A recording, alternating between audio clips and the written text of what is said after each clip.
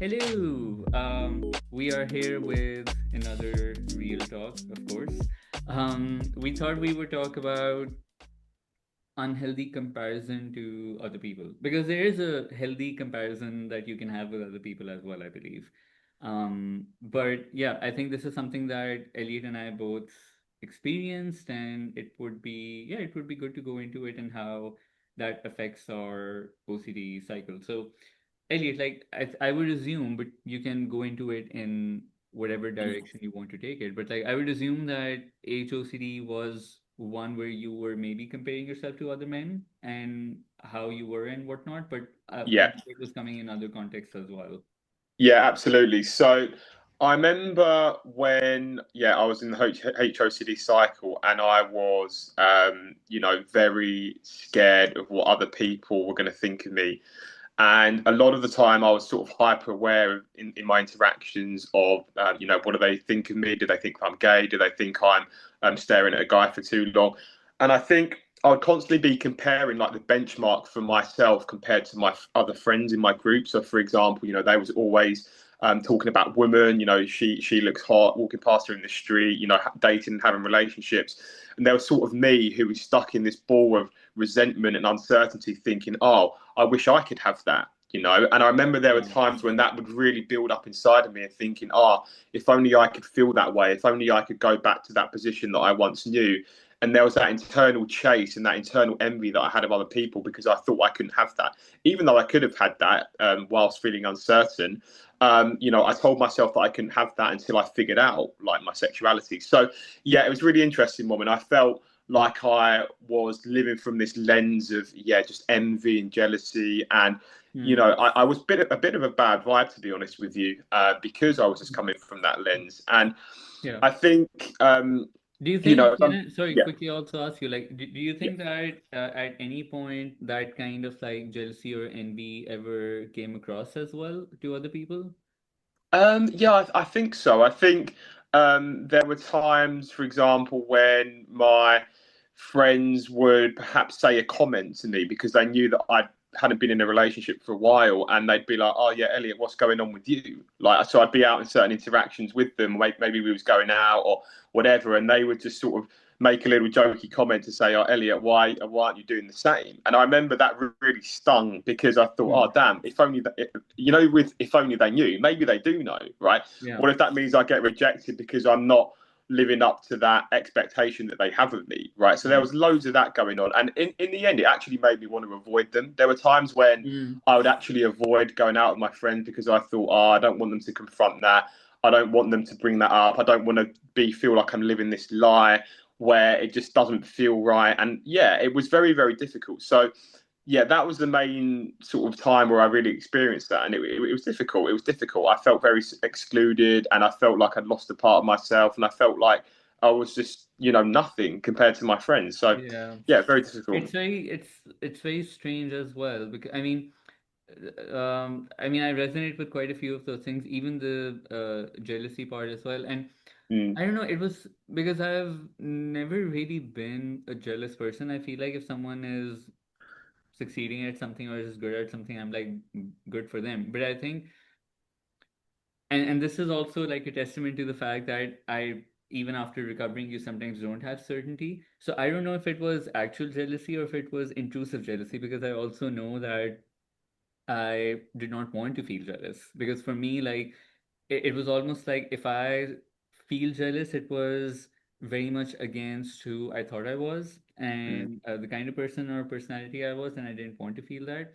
And this would especially come up with relationship OCD in the context of friendships, especially because I mm, had so I would say, in fact, majority of my relationship OCD was with friendships rather than with romantic relationships. I mean, it obviously came over there as well, but with my friendships, I would be quite insecure that my friends would maybe find other people that were maybe better than me or mm, even maybe funnier than me, or sometimes if I felt like one of my closest friends were hanging out with someone else quite a lot during a period of time or whatever, that's where some of the intrusive jealousy and stuff like that would come into play. But then I would not want to feel jealous. I'd be like, no, no, no, but I'm not this person. I want to be happy for other people spending time together. So that's where a lot of comparison between me and other people came into play, where it was like, are other people better company than me,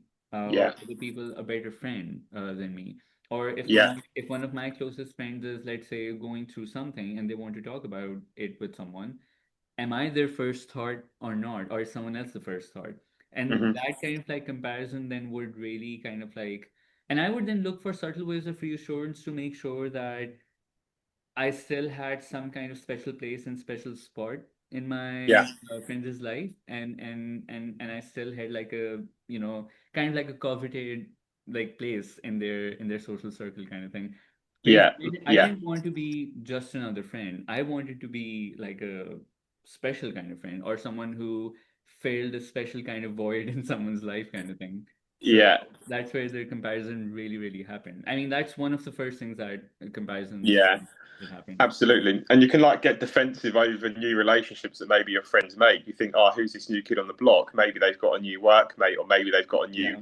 gym friend or a new hobby friend, and you think, oh, who's this? And I've had that before when maybe my friends picked up a new friend, and we try and go out together and see if it works. And sometimes the dynamic just doesn't work. Sometimes Yeah. there's that subtle, who's this new person that's coming into the friend group? Who's this? And I remember there were times like that, and actually there was a bit of a falling out between a couple of my friendship groups over that. We tried to sort of merge together and blend together, and yeah, Yeah. that can happen. And Yeah, this yeah, happened with me, like during my O levels, but also my A levels yeah, as well, especially because it's also that time where everyone is like trying to figure themselves out and like yeah, assert their individuality. And when you're trying to then mix certain group of friends and whatnot, it can cause a lot of clashes. So I think my yeah. A levels ended as well, where I mean, it's funny, like when you look at it that way, it was like it was very clear where the battle lines were between friend groups that way. But yeah, Yeah, yeah. I just wanted to add as well, yeah, like there was another thing that I really tried to do with the comparison. So with HOCD, as you know, like I tried to fit up to this archetype, this stereotypical man who was, mm. high testosterone, attracted to women, like a man's man. And I think when I was on the cycle with HOCD, of course, you're trying to chase that ideology because you want to feel, like you're attracted to women, that you're like the man's man, that you're masculine. And I remember there was that constant pursuit for that, and this actually made me sort of really low in my self worth because I thought I'm not enough until I have that, and I had loads of compulsions around that. I'd try and increase my testosterone. It really affected my sleep because obviously testosterone is produced in the REM sleep for men, so I really put pressure on sleeping well. I thought if I slept better, I'm going to have higher levels of testosterone. My diet got rigid at times because I wanted to try and meet that idea in my head, and I couldn't accept myself if I wasn't that. And then I'd look online, sort of different bodybuilders, and when I'm out and about, thinking, oh, if only I was like that, if only I was just that exact archetype. And then also I thought, well, if I have that, that means women are going to automatically like me more, and that means if I get more women, then I can get more certainty about And my sexuality.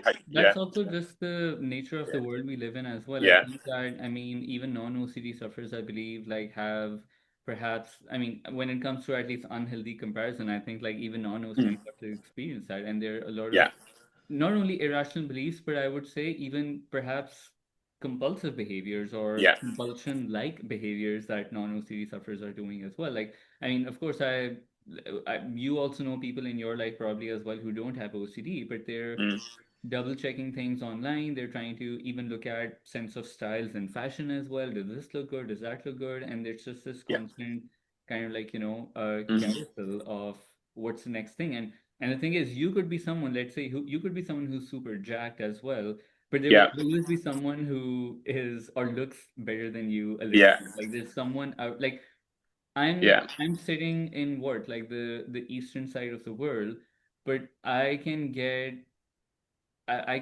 reels of people who are, I don't know, somewhere in like the Nordic countries or something, mm, and some bodybuilder or some fitness person or someone with a different, style that they wear and whatnot, and I'd be like, Wait, like, I mean, I could also do that, and of course, I'm not perfect about it either. So I can sometimes easily naturally compare myself to people that I see online. Mm, And that's where yeah, like a lot yeah, of people who already have something like HOCD, relationship OCD, even just purely fear of rejection, social anxiety, I think yeah, they fall into this trap quite a lot because everybody on the internet looks far more accomplished, glamorous, yeah. successful, intelligent than they are. Yeah, absolutely, and yeah, especially social media will paint that picture that there's once you have this particular thing, then it's all going to be good, it's all going to be sweet, and that's the thing. It very much pulled me into the trap of looking online and thinking, oh, why is everybody else doing so good but me? But of course, social media doesn't paint the full picture. The reality is that behind those photos, there's lots of people going through lots of problems. So that was a compulsion that I would do a lot. I would always, compare my life to other people, thinking, could I have more? Could I be better? Could I be in better shape? And it was like a bucket that was never going to be fully fulfilled. And I think there's a strong correlation between my sense of self worth and how much I was comparing myself to others, right? When my self worth was on the floor, my acceptance of myself was very, very, very low. Naturally, my inclination was to actually compare myself to other people just because I was reinforcing that sort of cycle of believing that I had low self worth. So that became the default to compare But myself to did others. you Yeah. did you also fall into the trap of, I don't know how to put this, but like that kind of like almost self-love kind of talk of like, no, but I am good enough. No, but I am still whatever worthy or something like that. Like, did you ever fall into that kind of trap with social? Because social media is also full of Yeah. these bumper sticker kind of, Mm, um, you know, affirmations of like, no, yes. but you're also worthy and whatnot. And look, I mean, I understand the place that they're coming from, but I think that the at least for me, I feel like the problem that that falls into is that someone who is feeling like, let's say they're not, if we're taking the example of fitness again, because that's kind of like Mm, what we're slightly touching on too, is if you're thinking that okay, maybe your body is not as fit as someone else's, well, that's also true as well. Like, you don't have to be like, no, no, no, I am good enough. Like, I think like, and you can also do it in a healthy way as well, to be like, okay, yeah, maybe my body is not as perhaps fit or sculpted as someone else's, and that's fine. yeah. And I don't need to talk myself up and be like, no, I need to feel better about myself. two things Yeah. can two things can exist at the same time in that way, if that makes sense. Yeah, absolutely. And I think it's just leaning on the principles of Albert Ellis here, so the myth of self-esteem, and rating ourselves as a human being, and that was the default for me, rating my entire being when I sort of had those low perceptions of myself. But as I moved upon the journey and I really became accustomed with those principles, and saw in myself that I do have value, as we say, we have value for being alive and well, we have value for taking up space, just being a human, like that internal rating and comparison naturally started to come down. And I think as well, like behaviorally, when I actually sort of improved my self worth as well. So, maybe it was not people pleasing, maybe it was putting in boundaries, maybe it was saying no, maybe it wasn't avoiding conflict when my needs were important. All of that actually sort of behaviorally made me build up that sense of self, which ironically then made me stop looking outwards, and I became more inward focused. So, yeah, there was the belief systems there in terms of the Albert Ellis principles, but it's also the behaviors to back that up to sort of, gradually build up that sense of self, which you can do, by the way. Hmm. I think it's healthy that you do that. If you have a really low sense of self, then you're going to be a doormat, and everybody's going to walk all over you, and yeah, you're going to be in that cycle of constantly trying to fill up the cup elsewhere. You need to fill it up yourself. I know it sounds a bit cliche, but yeah, Yeah. there were lots of things that I started to do there, and that was as the acceptance of myself became more robust. It was a bit of I guess you could also say it was like compassion as well, right? I had to Okay. really sort of see how I could come to terms with myself as a human being if that was the case. So yeah, And and then that, yeah, yeah. yeah, and I also feel like there one other misconception or myth or whatever you want to call it that there is when it comes to self-acceptance is that um you that if you were to have quite a lot of validation and again acceptance or affirmation or appreciation from other people, that it would help pave the path for that. And perhaps that can pave the path for, again, maybe like a regular person it can, but I'm also someone who was given quite a lot of praise when I was Mm. like younger as well. Academically, how I performed in school, how I was with people, because I had a lot of friends in school as well and everything. And no amount of validation and, like praise and whatnot was able to take that inner intrusive voice Yeah. away of like, yeah, no, but you are maybe not as good enough. Maybe you Mm. didn't perform the best. Maybe you did this, maybe you did that. It does not make it easy. In fact, sometimes it can make it worse. To Yeah. make a mistake feels even worse because 95% of the time you're being told you're amazing and you're doing great and you can do no wrong. So when you do a wrong, your brain is also not even familiar with the sensation of doing wrong. So I think this, because sometimes I'm saying this because on one-to-one calls at times I think people really sometimes make a strong case for like, no, but if I was appreciated a bit more, at least I would have a bit more confidence. But and sure, it may add as a bonus to you and Mm. may give you a little boost, but if you're depending on that as your Yeah. source of confidence in yourself and self-worth and self-acceptance, then it's not going to come from there. It has to ultimately, like you say, like you have to fill that cup yourself, and you have to Yeah. evaluate that for your own self, that Yeah. even if you're being given a lot of praise, not clinging on to that to be like, oh, yes, this is amazing. You Mm. can cherish that and you can absolutely enjoy and relish the fact that you are being given praise. But it's still up to you whether you're even defining yourself by good things as well, for that matter. Not just bad things, but also the other way around. Because either side of things, defining yourself by 10 amazing things or defining yourself by 10 really bad things, both are anxiety inducing in their own way. Yeah, yeah, absolutely. And I think as well, like as I sort of moved along the journey, it was like when somebody did praise me or give me a compliment, there wasn't as much of a boost as maybe before my acceptance was conditional. Yeah. And that's obviously more healthy because before I had the self acceptance, if I had a boost and or sorry, if I got given a compliment, my boost would be in the air for a while, and it would be like that process of trying to maintain that high level and self worth that I had of myself. But ironically, being fallible, when I did mess up or do something wrong, then it was further to fall. It was a further sort of fall from the pedestal that I put myself on, and that emotional volatility. When I didn't have the acceptance, was a lot more stressful than maybe having less of a boost when you do recover, when you have that self acceptance. Yeah. So that's the trade off that you have to have, and I think emotionally speaking, it's more efficient where you stay relatively stable between somebody giving you a compliment or somebody putting you down, because obviously life sucks at times. There are going to be times when you face criticism, rejection, whatever. If I've really relied on those boosts, there's going to be a further way to fall there if that did happen. So it's just about really improving your emotional destiny there, and trying to manage those emotions more efficiently. So the way I like to see it, it's just that foundation. It's like the bedrock. It's like the force field when you have that self acceptance. You don't sway too much in either direction. And yeah, I think it's a much better place to be in than if you're relying on those boosts that other people may give you. Yeah.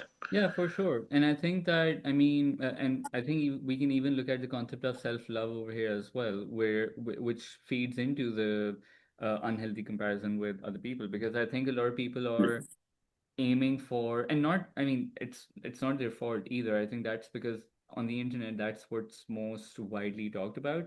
I think a lot of people are aiming for having self-love, and not self-acceptance, which Mm. is like two different things, right? Because self-love is Yeah. essentially meaning that, like how it's taken, and I think how it's presented as a concept as well, is that you need to love everything about yourself. And of course, there are going to be Mm-hmm. parts that you don't love about yourself. You're going to have quite a lot of not so great traits about yourself. So, and being able to acknowledge that, okay, maybe there are parts of me that I also don't like, but I also don't need to belittle myself for having those parts. I can still work on trying to improve those things little by little.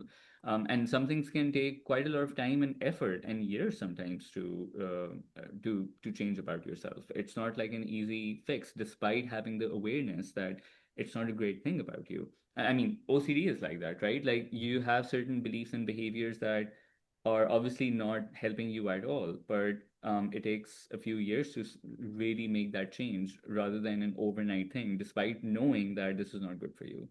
So I think like that you have to be very careful, especially as an OCD sufferer too, not buying into that idea of kind of like radical self-love and some stuff like that, because that can end up becoming another big trap that you are, and another feeling, in fact, that you're chasing for yourself as well. Yeah, yeah, absolutely. And it's like, if somebody came up to me tomorrow and stuck like, 20 pounds of fat on my body, like my self-acceptance will probably still be fairly similar, right? That's very much what it feels like. If I was going off of self-love, it's very conditional, right? It'd probably go straight Yeah. down if that happened to me. And it's so important that you try and reach that sort of that sort of mindset of self-acceptance, because like I said, it's a lot more healthier going forward. There isn't those emotional swings. And like I said, it's just the reality of being a human being. There are going to be things about ourselves that we don't like. There's things that I've done that I'm not thrilled about. There's one or two parts of me that I'm not thrilled about. So yeah, it's just that realistic expectation of being a human and the way we think about ourselves, right? And yeah, of course, social media is going to paint the picture that you need to love yourself, you need to be thrilled, constant state of self-love unconditionally. But it's just not realistic. So Mm. it's so important that we do have that dose of realism when it comes to self-love and self-acceptance. Yeah. I was going to ask you as well, moment, like, Mm. yeah, I've gone. No, no, you go ahead. I thought you were going to say that. So, like, what do you say? What sort of parts of yourself? It could be like beliefs or behaviors or just anything you did on the journey that you think sort of pulled you further away from self-acceptance. Was there any like things that stand out for you where you think, I can't accept myself for this, or like I just want to know a bit more about how you like your journey with self-love and self-acceptance, and well, not self-love but self-acceptance, and how you really got to self-acceptance. I think, like, I mean, for me, it was obviously like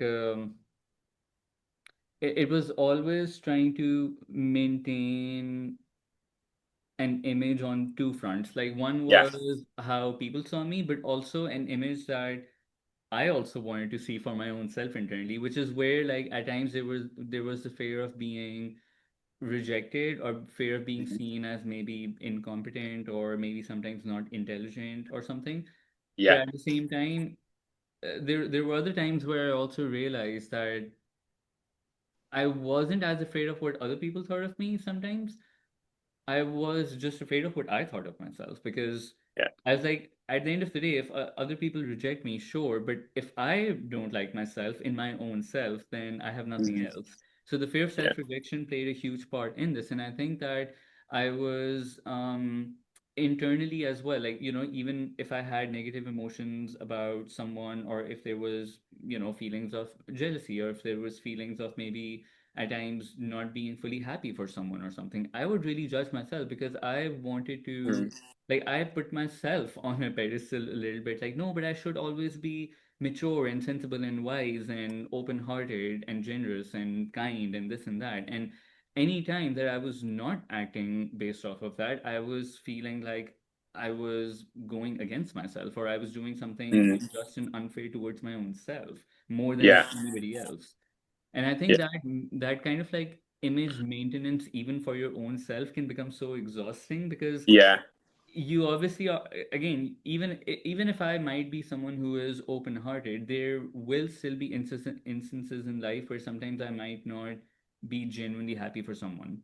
That can still Yeah. happen, right? Because I mean, again, I'm a human being. Maybe I'm going through stuff in my own life where it's hard for me to feel happy for someone else, right? Mm.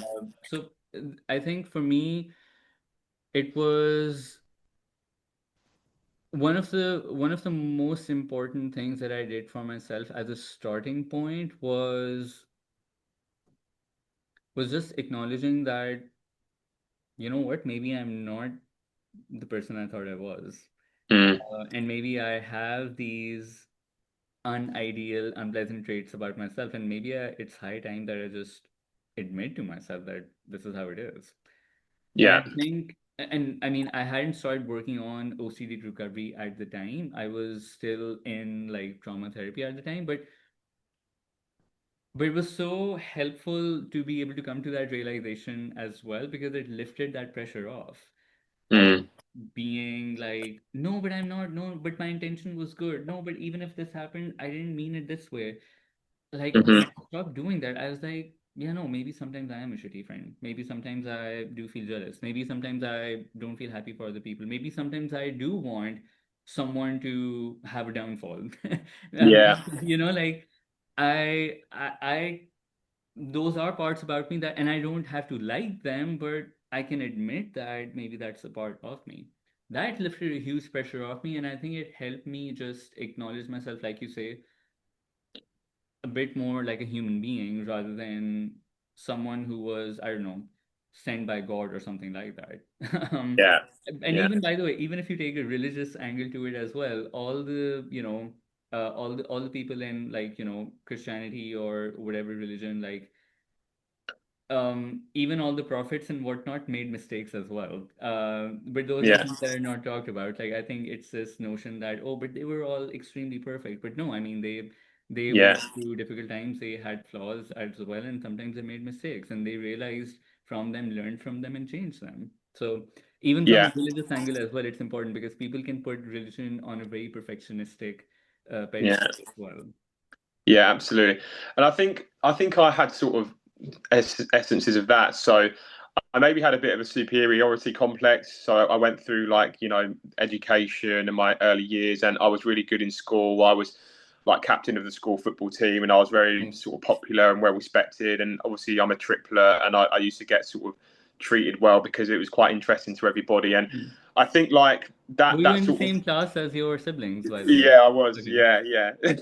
That was interesting. Yeah. So it's funny. Like, I think this natural sort of superiority complex was built up in me over a long period of time, and I really held myself in that high regard. And of course, that's going to make OCD really, really get in there, because it's going to say to yourself that you can't make a mistake, and it's going to say to yourself that your self worth is still going to be hinged on those past events. And if you do anything that goes against that, then it's all of a sudden going to come crashing down, and then you're worthless and nothing. That's why I think people come out of retirement, for example. That's why, like, a boxer might retire and they've achieved so much in their career, and they've just sat at home doing nothing. They want to sort of boost that acceptance up again. That's why they come out of retirement. It's a good analogy I'd like to give. So there was a lot of that going on. And of course, that was why OCD really set in, because as I got into the real world and realised that not everything shines out of my backside, I just sort of Hmm. had to realise, right, I am fallible and I can make mistakes. And if anything, I had to get out of that old mindset of maybe where I was mollycoddled and had that sort of higher sense of achievement and self, and you get into the real world and Yeah. realise that you got to be a bit realistic. And I think there are ways in which I tried to sort of mask that and keep up that persona. Whether it was like lying to come across as better than I was. Even judging others to sort of have the moral high ground of myself. Sometimes I'd like Yeah. judge other people and try and sort of give it like the shade and Freud effect, where you put yourself Yeah. above those other people. There was a lot of that going on, No, and all of and I that think was like yeah, that's very yeah, true as well. I think like yeah, and I always say to people that unconditional self-acceptance and unconditional other acceptance are like two sides of the same coin sometimes, mm, because the way that you see yourself is basically also how you see other people too. Some people, a mm, lot of people who are extremely hard on themselves are oftentimes very judgmental about other people too, and vice versa. mm, I think that that's where, like, and I say to people too that if you are able to work on maybe accepting other people, it might help you accept yourself, and again, vice versa again as well. And that's a really important and I think missed part as well. And you're right. I think it's easy to put other people down to feel better about yourself. yeah, yeah, Whereas again, you can acknowledge something is true, that maybe you might not be as best as someone else, or someone might not be as good as you, but it also doesn't have to mean less or more. It can just mean that, okay, these are two facts and that's all. And that's where some healthy comparison can come into play, which is that if I look at some people, let's say, again, on social media as well, I can learn from how perhaps they're navigating things. And the healthy comparison comes into play that I can like learn whatever strategies about things and whatnot from them and adapt them to my life and contextualize them to my life, because you can never cut, copy, paste someone else's life or their tactics onto you and your life, mm, because your circumstances, your body, your finances, your environment is going to be very different. So when you mm, are even unhealthily comparing yourself to someone, it also yeah, has no, like, a lot of times it has no realistic or logical foundations either. So mm, it is contextualization as well. Like someone can say that, oh, I started, I don't know, like a TikTok account or whatever.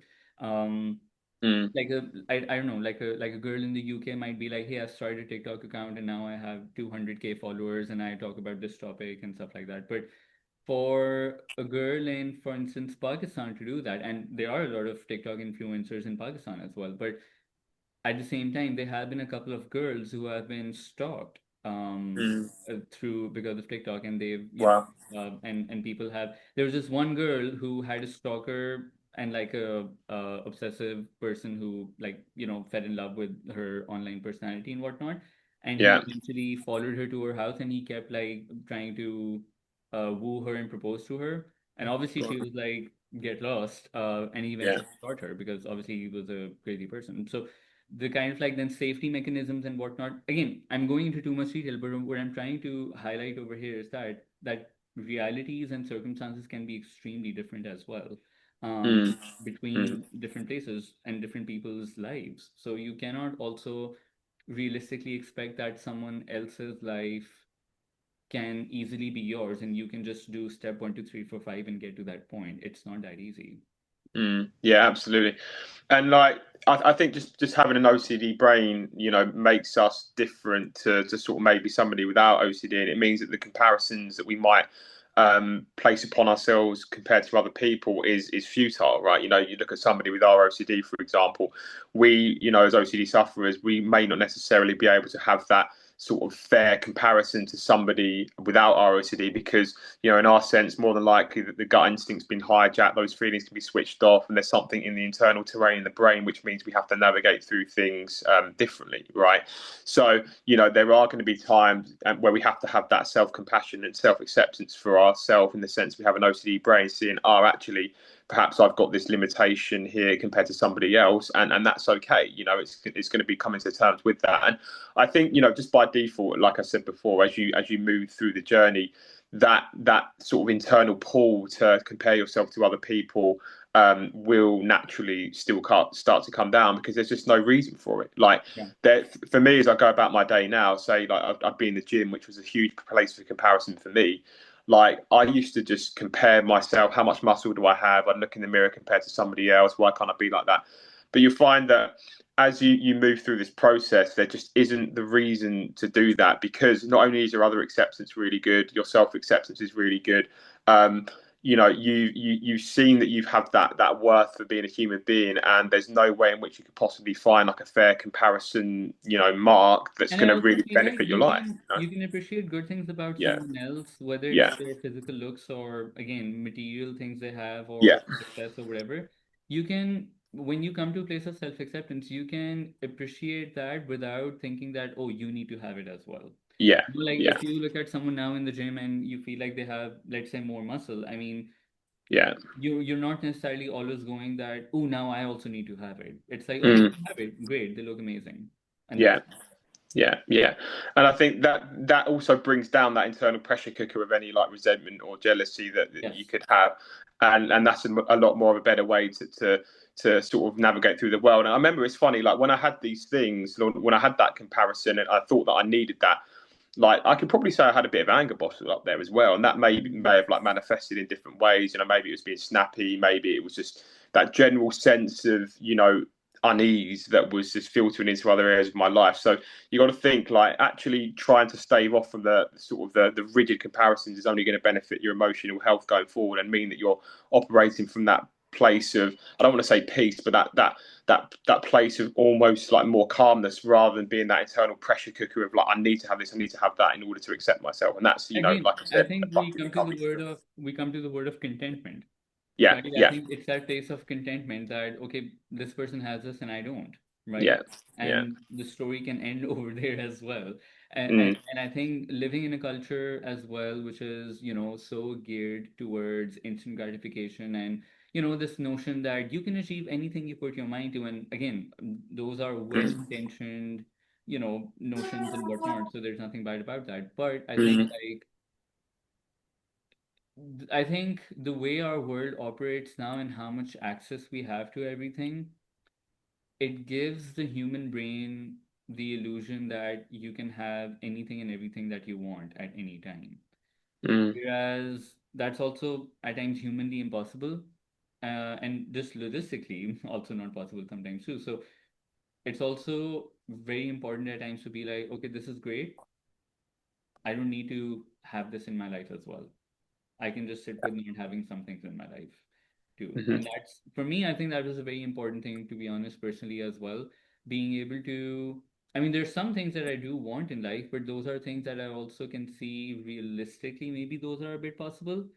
Mm. Other things I know are going to just cause me anguish if I'm like, no, I really want this as well. Like, it would make no sense. Yeah.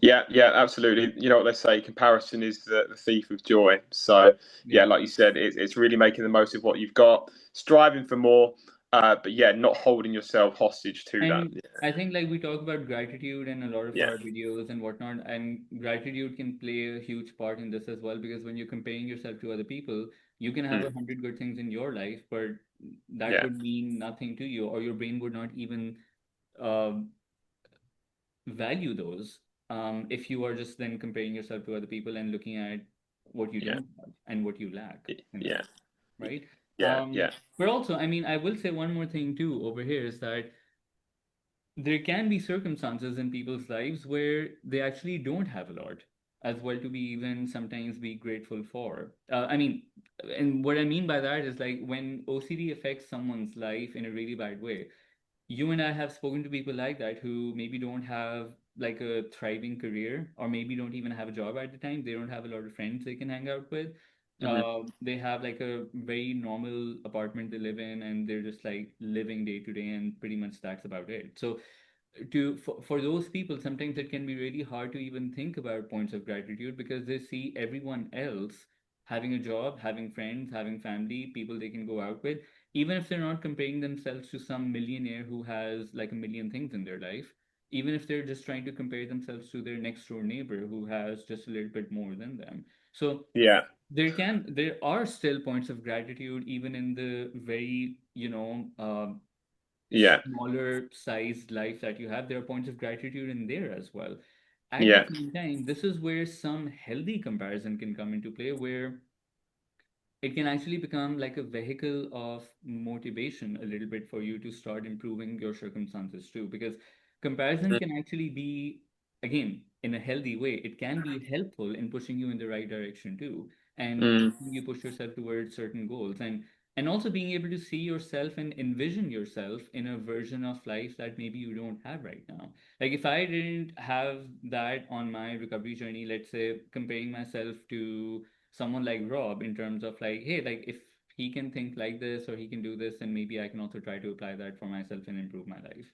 Right. So Mhm. I think that that kind of thing can help propel you in a certain direction. And you might not have a lot to be grateful for right now, maybe if that's how you might feel, but you can build your life to a point where you can have things to be grateful for then as well. Do you see what I Yeah. mean? So it Yeah. doesn't need to be this like forever doom and gloom kind of Yeah. thing either.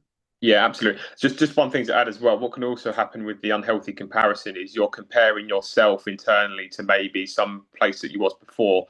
Maybe you compare yourself to how you were 2 or 3 years ago constantly, and you think, "Oh, damn, I'm not in that place anymore. How do I possibly get back to that? Maybe my life isn't panned out the way that I wanted. You know, maybe I Yeah. haven't had kids yet. Maybe I don't have the career that I want. You know, maybe I don't have the emotional health that I want yet." So it's also realizing that internal sort of comparison can also be at play as well there, and that might get heightened by the people around you, right? Your friends and family might have these sort of societal ideologies that they think you should be meeting in every moment, and they might be comparing you against that benchmark that they have of you, right? So that's going to be there as you go along your journey, and what you realize is as you recover, you become more flexible and less rigid.